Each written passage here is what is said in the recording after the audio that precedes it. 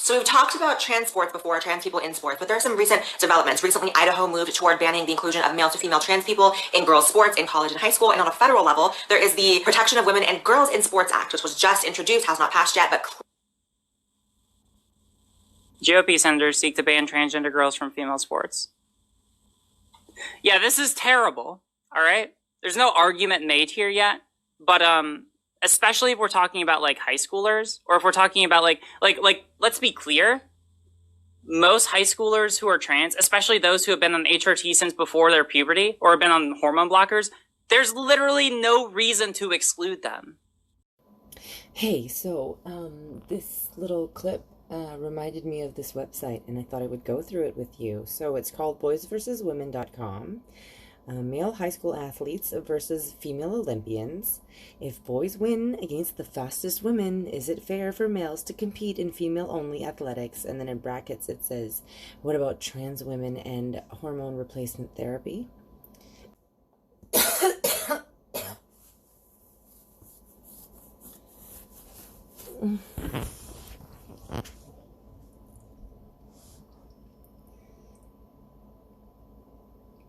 So it says, what about hormone replacement therapy? Aren't males who compete against females on hormone replacement therapy resulting in reduced performance? For those who support males competing in female-only events, there are two basic lines of thought when it comes to determining whether a person has transitioned for the purpose of athletics. Trans women are women, period. Identity is the only factor. Or trans women are women if their testosterone levels are below a specific amount. Identity and biology are factors. The second definition is seen by many as transphobic and even a denial of human rights, since a person's expressed gender identity can go unrecognized based on biological factors. Because of this, some governing bodies are updating their policies to remove the qualifiers other than self-identification. For example, public schools in 19 U.S. states have no testosterone requirements for males who wish to compete against females. The Equality Act, which is supported by the majority of representatives in the U.S. House, would extend that policy to public schools in all 50 states. In Canada, some schools have adopted policies based on identity alone, and a Canadian governing body that oversees Olympic athletes allows males to compete against females without testosterone level requirements. However, when competing in Olympic events, the IOC's policy is abided by. Because of policies based on trans women are women, period, males are competing against females without testosterone blockers or other efforts to level the playing field. This makes direct comparisons of male to female athletic performances perfectly relevant to the topic of transgender athletic policy. How is this relevant to policies like the IOC's? The IOC's policy follows the second line of thought and requires that males have low levels of testosterone in order to compete against females. To my knowledge, none of the boys on this site had testosterone with the levels required by the IOC. If they did, they would almost certainly have not performed as well. Because of this, the statistics are not an apples to apples comparison to what competition between males with low testosterone and females would look like. However, the statistics demonstrate that the differences between the sexes are not trivial, and so any attempt to create a level playing field between males and females must account for all differences between the sexes or risk allowing for unfair advantages.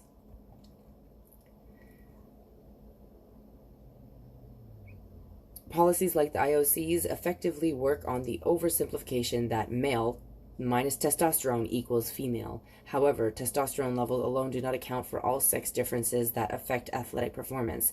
If it is important to have a policy to regulate the male-female testosterone imbalance, why are there not policies that regulate other distinctions? For example, the male advantage of height.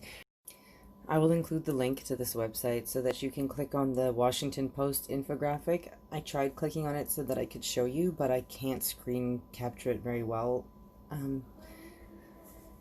So it says, if all the performance-related sex distinctions cannot be accounted for, should males be allowed to compete with females even though there is no guarantee of a level playing field? This site serves as a reminder that even the fastest and strongest women in the world may not be competitive against boys. Allowing males in any capacity to compete in female-only events will lead to the erosion of the level playing field. Now, let's go over the comparisons, the statistics, the facts, the reality. So, overall medal count, boys versus women, histogram of placings, track and field. Let's go 100 meters and 200 meters, boys versus women.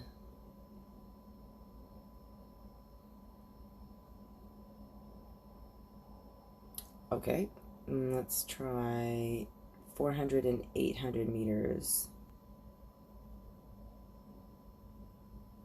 Okay, let's try 5,000 and 400 meter hurdles.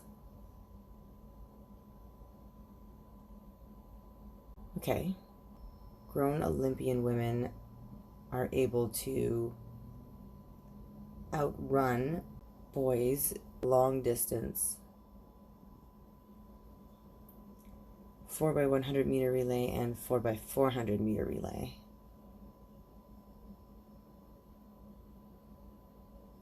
Oh, this is discouraging. Long jump, triple jump.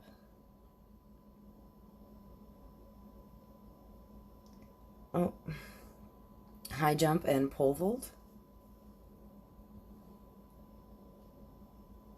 Oh, okay. Shot put. Okay. So this is track and field medal count, boys versus women. Histogram of placings. Okay. Swimming. 500 and 100 meter freestyles. Well, 200 and 400 meter freestyles. Wow. 800 meter freestyle and 100 meter backstroke. Wow. 200 meter backstroke and 100 meter stroke or breaststroke. Oh, wow. 200 meter breaststroke and 100 meter butterfly.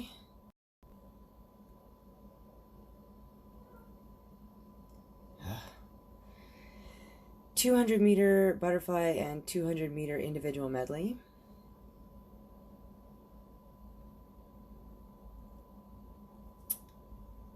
.400 meter individual medley and 4x100 meter freestyle relay.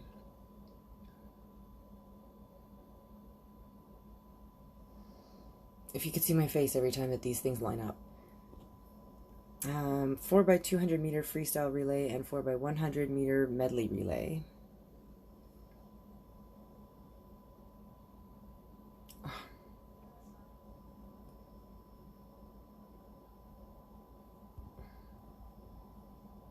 So swimming medal count, histogram of placings, and we've reached the end of the website.